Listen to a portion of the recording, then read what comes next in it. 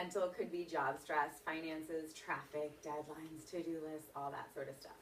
Emotional stress, unresolved emotional trauma from the past. We have modern day meditations here once a month. They're really good for this.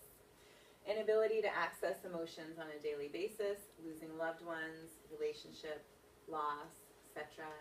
Physical stress, and repetitive stress trauma. This is one thing that people don't think is a physical stress. So if you're sitting at a desk all day long, sitting, physical stress, okay? I recommend that a lot of people sit on balls when they're at work because that's going to help you sit in a more dynamic environment.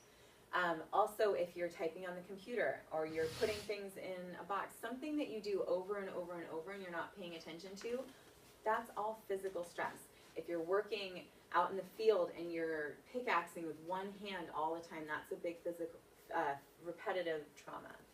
So repetitive stress trauma is one thing that people don't often think about. Of course, we think about the accidents and injuries, and then also exercising or doing activities with a misaligned spine. So I go to the CrossFit gym on Island, and I would see lots of people coming in for the CrossFit gym saying, CrossFit injures me, CrossFit injures me.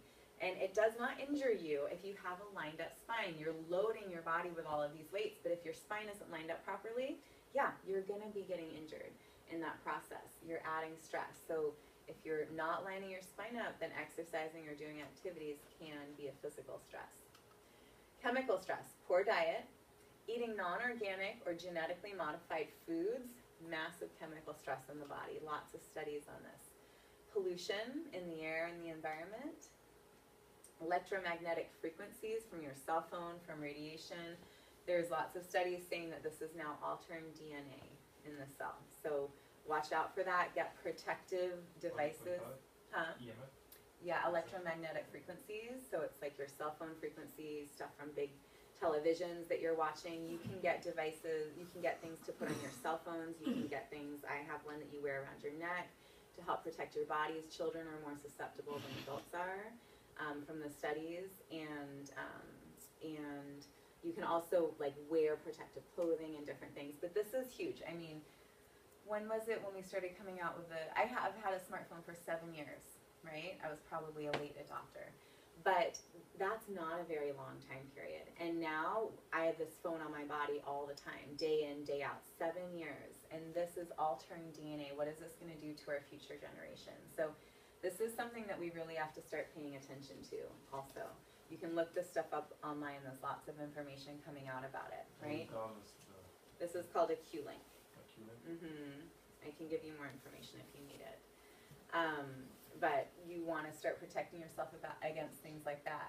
Vaccines, lots of things in vaccines that create a big chemical stress in the body. Lots of ingredients in there that are, some are known carcinogens and others are, show me the movie, others are like peanuts, right? There's peanut